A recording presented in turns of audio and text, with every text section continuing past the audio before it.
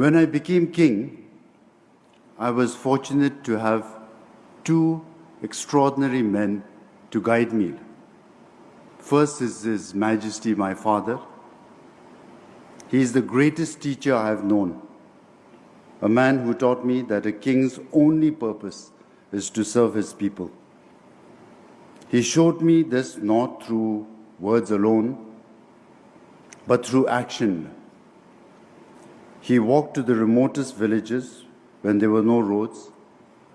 He sat with farmers and listened. He dreamed of a nation where happiness mattered more than wealth. And then he built it. And when he believed Bhutan was ready, he did something almost unheard of.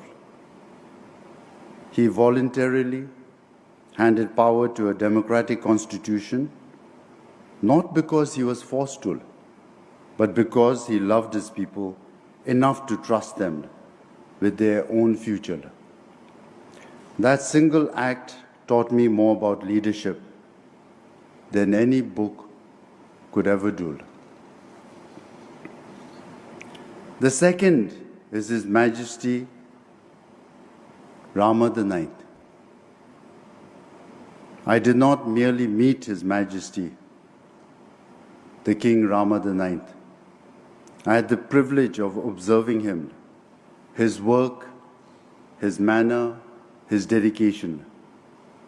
He was called the Development King, and that title was earned. He walked rice paddies. He visited remote villages.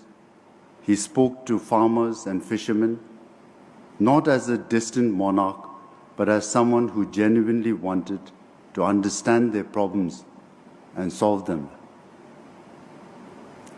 His royal development projects changed millions of lives.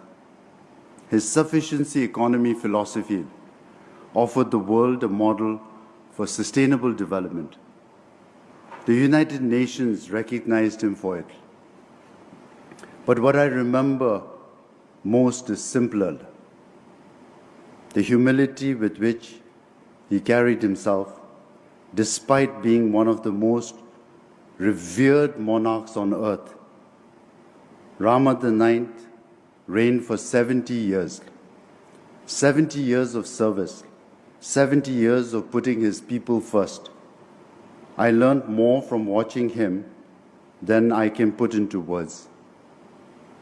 His influence on my own reign is profound, and I remain eternally grateful. To have had my father and Rama IX as my teachers, this is a blessing I carry with me every single day.